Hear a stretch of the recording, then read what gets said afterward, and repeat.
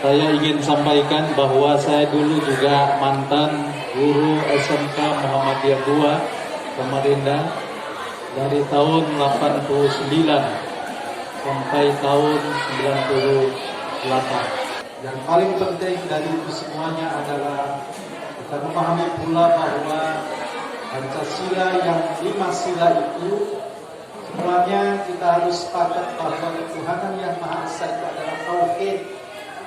Ya, Tuhanan yang Maha Esa itu adalah tauhid, karena salah satu isi dari yang terkandung di dalam ketuhanan yang Maha Esa itu adalah mirip dengan Qul huwallahu ahad. Memajukan kesejahteraan umum, mencerdaskan kehidupan bangsa dan ikut melaksanakan ketertiban dunia berdasarkan kemerdekaan, perdamaian abadi dan keadilan sosial. Handphone membuat kita sebagai bangsa yang tadinya memiliki norma dan nilai yang tinggi, sekarang menjadi negara yang urutan ke-23 terburuk keadabannya di dalam teknologi. Kenapa? Karena kita gagap.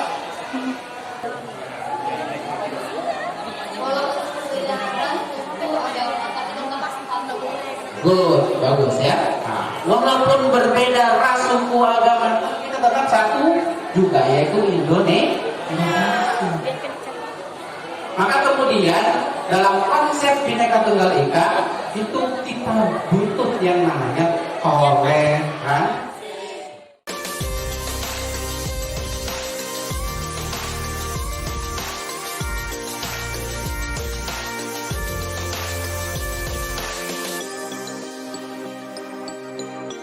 Smart, creative, competent.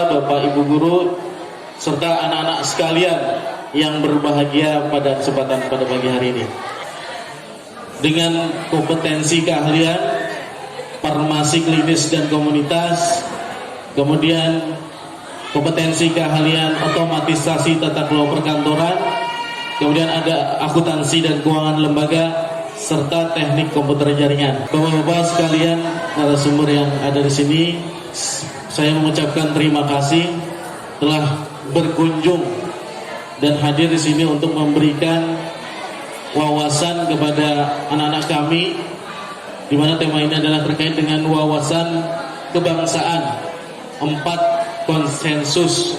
Ini Bapak Haji Maskur Sormian, SPDI MM. Beliau aktif sebagai anggota DPRD itu dari tahun 97 ya Pak. Beliau memulai kiprahnya di dunia politik sebagai anggota DPRD dari tahun 97 di DPRD Kota. Selanjutnya dari tahun 2014 hingga sekarang beliau menjadi anggota DPRD Provinsi Kalimantan Timur. Ini dari vokal MK Tim. Selanjutnya beliau saat ini adalah Ketua Majelis Taklim Ukhuwah Islamiyah Kalimantan Timur. Beliau juga pembina ICARE Kaltim yang bergerak di bidang sosial kemasyarakatan, dan saat ini lagi gencar melakukan aksi bantuan untuk saudara-saudara kita yang terkena gempa bumi di Cianjur, Jawa Barat. Assalamualaikum warahmatullahi wabarakatuh.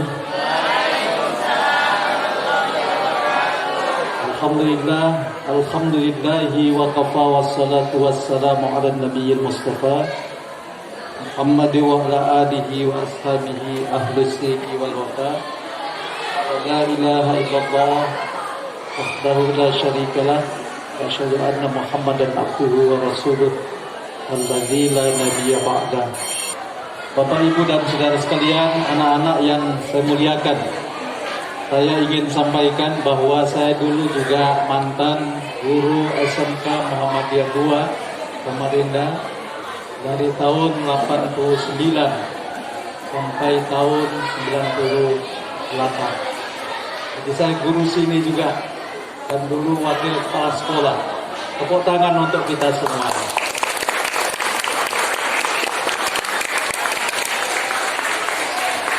Saya hanya ingin menyampaikan bahwa menjadi guru itu adalah mulia. Menjadi apapun mulia. Dan guru-guru dari SMK Muhammadiyah II ini bukan tidak mungkin nanti ada yang jadi wali kota, ada yang jadi gubernur, termasuk kalian-kalian semuanya ini. Apalagi ibu kota negara akan pindah ke Kalimantan Timur. Sehingga saya pastikan kalau Anda adalah orang yang belajar dengan tekun, bekerja dengan keras, bercita-cita yang tinggi, bukan tidak mungkin di antara Anda nanti ada yang jadi Presiden Republik Indonesia. Amin Allahumma.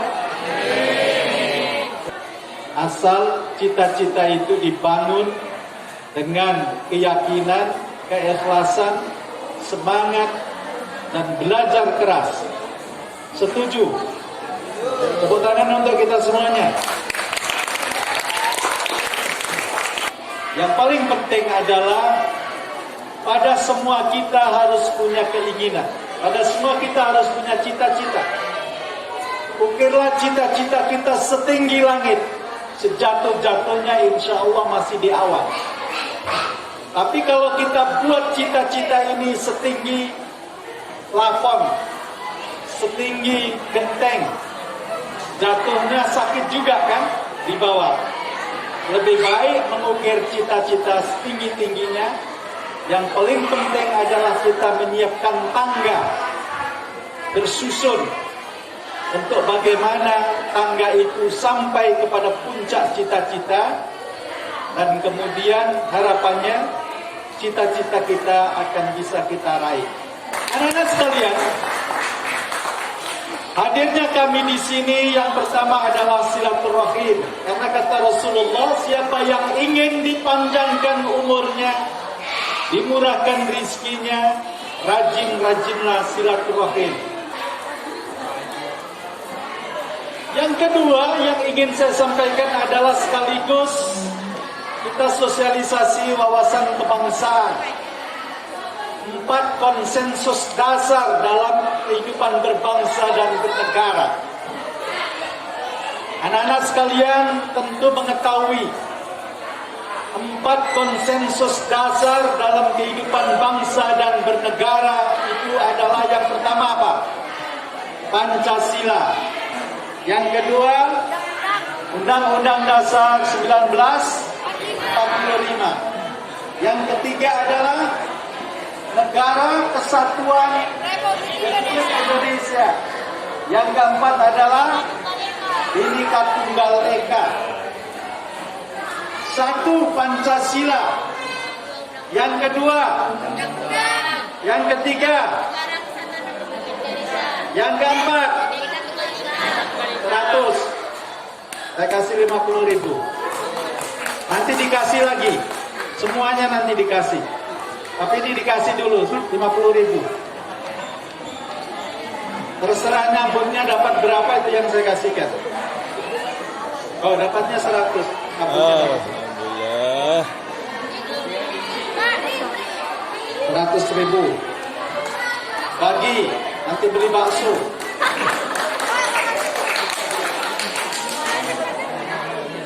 Alhamdulillah, kata Bu Guru, lumayan dapat rezeki. Tapi yang pasti dapat rezeki itu adalah yang aktif, yang bersungguh-sungguh, yang yakin, yang ikhlas hidupnya, yang semangat dan mau berusaha, mau bekerja, mau belajar. Itu yang insya Allah akan mendapatkan rezeki. Pancasila, Undang-Undang Dasar 1945, NKRI, Bhinneka Tunggal Ika nanti insya Allah akan disampaikan oleh kedua kedua Bapak pembicara, kapan Pancasila lahir? Insya Allah nanti disampaikan. Siapa yang merumuskan? Insya Allah disampaikan. Insya Allah. Saya hanya ingin menyampaikan kepada kita sekalian, tujuan bernegara itu 4. Siapa yang bisa menyebutkan, nanti saya kasih hadiah. Tujuan bernegara itu ada 4. Apa tujuan bernegara? Sama juga tujuan kita sekolah apa? Itu harus semuanya kita mengerti. Jangan sampai kita sekolah tapi kita tidak mengerti apa tujuan kita bersekolah.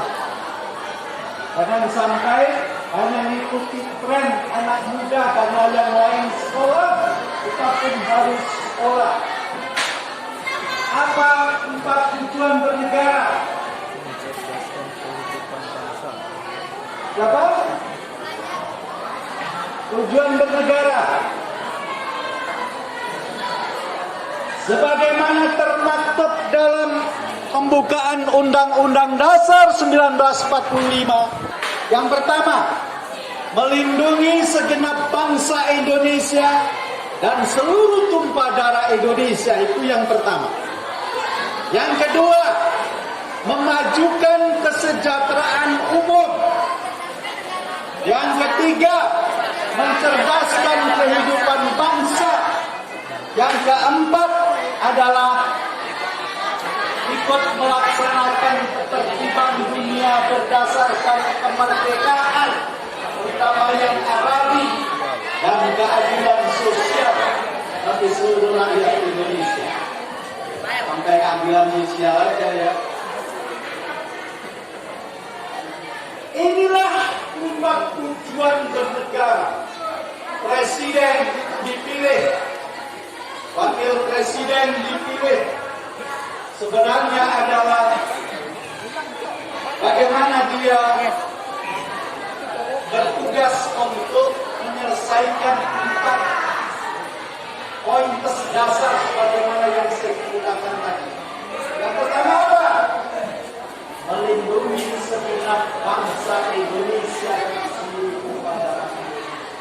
Jadi kalau sudah terpilih jadi presiden, terpilih jadi wakil presiden, dilantik, dia harus punya tekad melindungi segenap bangsa Indonesia dan seluruh tumpah darah Indonesia. Kalau ada rakyatnya yang menderita disebabkan terjadinya bencana yang luar biasa seperti bencana yang terjadi di Cianjur, Bogor dan sekitarnya, hari ini presiden wakil presiden harus cancuk tali mondo, harus bangkit semangatnya, harus punya tekad untuk menyelesaikan, membantu dan bahkan mengurus urusan mereka, tepuk tangan untuk pemimpin negara. Presiden, wakil presiden tidak boleh hanya tegak berdiri mengurus kelompok dan golongannya saja. Presiden, wakil presiden tidak boleh pandang bulu ketika rakyatnya perlu dengan segera mendapatkan penyelesaian dan solusi dalam hidup, terutama ketika mereka ditimpa oleh musibah, turun dan berusaha untuk memberikan semangat kepada rakyat dan mengatakan kepada mereka, kami yang akan mengurus kalian, kami yang akan menjadi pelindung kalian. Pelindung dalam tanda kutip, karena di pembukaan Undang-Undang Dasar 1945 disebutkan melindungi segenap bangsa Indonesia dan seluruh tumpah darah Indonesia. Di sini menunjukkan betapa bahwa negara kita itu harus aktif melakukan pembelaan kepada bangsa-bangsa yang saat sekarang belum merdeka. Palestina misalnya. Palestina ini sampai sekarang belum merdeka, Bu. Dan Bapak sekalian, saudara-saudara sekalian, kita harus aktif mendorong bagi kemerdekaan Palestina. Palestina adalah bangsa yang dulu mensupport kemerdekaan Indonesia melalui para masyayikhnya. Ketika bangsa lain takut mengakui kemerdekaan Indonesia. Palestina bekerja keras, Mesir pada waktu itu, kemudian diikuti beberapa negara yang ada di sekitarnya, sampai kemudian dari Mesir, dari Palestina, India ikut mengakui kemerdekaan Indonesia, dan kemudian negara-negara di Asia Tenggara atau di Asia juga ikut menyambut baik bagi kemerdekaan Indonesia. Baru kemudian negara-negara di Barat ikut-ikut, lalu proklamasi kemerdekaan negara Republik Indonesia baru dianggap sah. Kita harus ikut terlibat mendoakan, ikut aktif mendoakan bagi kemerdekaan bangsa Palestina. Apalagi ini tertuang di dalam Undang-Undang Dasar 45 dan menjadi bagian dari yang tadi saya sebutkan. Tujuan dalam kita bernegara adalah ikut melaksanakan ketertiban dunia berdasarkan kemerdekaan, perdamaian abadi, dan keadilan sosial. Memajukan kesejahteraan umum, mencerdaskan kehidupan bangsa, dan ikut melaksanakan ketertiban dunia berdasarkan kemerdekaan, perdamaian abadi, dan keadilan sosial.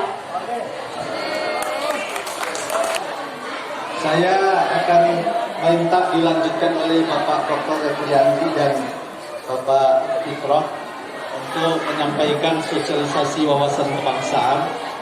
Nah, bagi dua problem, internal dan eksternal. Kalau internal kita, masalah yang ada di Indonesia ini, untuk menjawab kenapa kita kemudian kembali untuk menggiatkan sosialisasi wawasan kebangsaan. Pertama, masalah kita di Indonesia hari ini adalah keadaban atau karakter yang kurang. Karakter yang sangat-sangat tergerus oleh kemajuan teknologi yang ada di tangan Anda ini. Ya, handphone. Handphone membuat kita sebagai bangsa yang tadinya memiliki norma dan nilai yang tinggi, sekarang menjadi negara yang urutan ke-23 terburuk keadabannya di dalam teknologi. Kenapa? Karena kita gagap. Kalau orang luar siap dia menerima teknologi, kita nggak siap menerima konsekuensi teknologi. Apa yang terjadi? Setiap anak-anak yang diberikan handphone ini mengakses sesuatu yang tidak pada umurnya atau yang tidak sesuai dengan umurnya. Mulai dari kekerasan seksual, kemudian pornografi, ataupun perkataan-perkataan tidak menyinggung harkat martabat orang lain. Karena dengan jempol kita bisa semua akses. Kalau kita tidak siap dan akan seperti ini terus karakter kita, maka semakin menurun kehidupan berbangsa dan bernegara. Kita sekarang di Indonesia ini harus bersyukur kita itu dipersatukan dalam bentuk negara kesatuan Republik Indonesia yang landasannya adalah Pancasila. Aturan lainnya apa? Undang-Undang Dasar Negara Republik Indonesia sebagai konstitusi kedua. Nah, negara kesatuan Republik Indonesia ini adik-adik harus tetap kita jaga. Kenapa kita jaga? Saudara-saudara, sekarang di sini yang kumpul di sini ini orang Samarinda semua. Samarinda semua. Asli Samarinda ya? Dari kampung. Dari Mahakam. Dari Samarinda ya? Dari Samarinda, dari Mahakam dulu. Nah, sukunya Dayak. Ada apa lagi suku yang lain? Jawa Kutai, Banjar, apa lagi? Kutai, Bugis, Batak. Semuanya ada di sini. Di Indonesia, di Samarinda. Maka kemudian negara kesatuan itu menjadi penting. Kalau dulu Anda tidak menganggap atau para pandipat dan kita itu tidak menggunakan falsafah Negara Kesatuan Republik Indonesia, orang Batak yang sekolah di Batak. Paham? Orang Banjar di Banjar. Orang mau begitu? Mau begitu?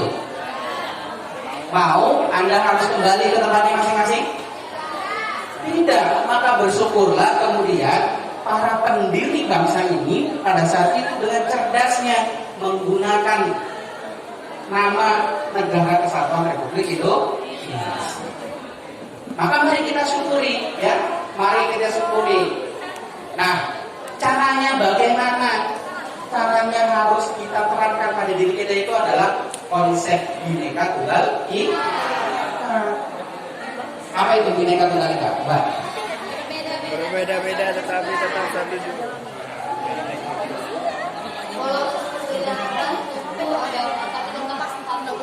Good, bagus ya. Nah, walaupun berbeda ras, suku, agama, kita tetap satu juga, yaitu Indonesia. Maka kemudian dalam konsep Bhinneka Tunggal Ika itu kita butuh yang namanya toleransi. Ya, toleransi. Karena kalau kita tidak bertoleransi, maka secara otomatis Bhinneka Tunggal Ika itu nggak ada. Yang paling penting dari itu semuanya adalah kita memahami pula bahwa Pancasila yang 5 sila itu sebenarnya kita harus sepakat bahwa Tuhanan yang Maha Esa itu adalah tauhid. Ya, Tuhanan yang Maha Esa itu adalah tauhid karena salah satu isi dari yang terkandung di dalam ketuhanan yang Maha Esa itu adalah mirip dengan Qul huwallahu ahad. Dan kalau kita memahami konsepsi Pancasila sebagaimana yang dulu dirumuskan oleh para pendiri bangsa kita, itu awalnya adalah kan ketuhanan yang Maha Esa. Awalnya itu adalah ketuhanan dengan kewajiban menjalankan syariat Islam bagi pemeluknya. Ada 7 kata yang dihapus. Itu adalah untuk mewadahi semangat toleransi yang dimunculkan oleh founding fathers kita, diri bangsa kita. Karena bila ketuhanan yang Maha Esa itu tetap punya ketuhanan dengan kewajiban menjalankan syariat Islam bagi pemeluknya, negara Indonesia yang berada di timur sana akan menyatakan mundur dan tidak mau ikut masuk Indonesia. Tapi karena keluasan dan kerendahan hati para penyusun Pancasila itu sudah dirubah, 7 katanya dihapus, dirubah menjadi ketuhanan yang Maha Esa. Tapi itu adalah tetap tauhid. Itulah yang dimaksud dengan Qul huwallahu ahad. Apa artinya? Katakan bahwa Tuhan itu adalah Esa, satu. Ya. Jadi ketuhanan yang Maha Esa itu adalah tauhid. Yang kedua, kemanusiaan yang adil dan beradab itu adalah insaniyah. At-tauhid yang kedua adalah al-insaniyah. Dalam Quran disebutkan Ghuribat alaihimul dhillat aynama sutifu illa bihablin minallah wa hablin minan nas. Ditimpa kehinaan kepada manusia di mana saja mereka berada, kecuali orang yang berpegang teguh kepada tali Allah, tauhid, wa hablin minan nas, berpegang teguh kepada tali hubungan dengan sesama umat manusia. Al-insaniyah, kemanusiaan. Maknanya kalau tauhidnya bagus, pasti bagus hubungan dengan sesamanya. Tepuk tangan untuk kita semuanya. Pancasila menyuruh kita sholat 5 waktu dengan baik. Tapi Pancasila juga menyuruh kepada kita untuk menghormati ibu bapak kita, menghormati ibu dan bapak guru kita, termasuk bapak kepala sekolah kita. Tepuk tangan untuk anak-anak SMK Muhammadiyah II. Itu bedanya produk SMK Muhammadiyah 2 dengan produk yang lain. Produk SMK Muhammadiyah 2 harus memiliki keunggulan tauhid dan kemanusiaan sebagai manifestasi mengamalkan Pancasila. Tapi tidak berhenti di situ. Modal tauhid yang bagus, kemanusiaan yang bagus menjadi modal untuk melahirkan persatuan Indonesia. Ini menunjukkan bahwa anak-anak SMK Muhammadiyah 2 harus mengedepankan nilai persatuan di atas segala-galanya. Tidak pernah terpikir berkelahi dengan sesamanya, karena perkelahian, perceraian itu adalah produk dari tauhid yang tidak baik dan kemanusiaan yang tidak baik. Persatuan itu insya Allah akan melahirkan soliditas, dan persatuan itu menjadi modal berdiri di atasnya musyawarah mufakat, rakyatan yang dipimpin oleh hikmah kebijaksanaan dalam perwakilan. Terakhir, keadilan sosial bagi seluruh rakyat Indonesia. Kalau permusyawaratan dan mufakat baru di atas semangat persatuan, dan persatuan berdiri di atas kemanusiaan dan tauhid, maka harapannya adalah keadilan sosial bagi seluruh rakyat Indonesia. Adil secara sosial untuk keseluruhan masyarakat bangsa kita. Itu adalah cita-cita dasar para pendiri bangsa kita. Dan kita selanjutnya, kalau kita nanti jadi presiden, maka kita hanya akan pernah berpikir bahwa keadilan sosial ini adalah bagi seluruh rakyat Indonesia, bukan untuk kelompoknya. Tepuk tangan untuk kita semuanya. SMK Muhammadiyah 2 Samarinda menerima peserta didik tahun pelajaran 2023-2024 dengan kompetensi keahlian 1. Farmasi klinis dan komunitas 2. Akuntansi dan keuangan lembaga 3. Otomatisasi tata kelola perkantoran 4. Teknik komputer jaringan dan 5. Multimedia. Mari bergabung bersama kami di SMK Muhammadiyah 2 Samarinda. Smart, kreatif, kompeten. SMK bisa.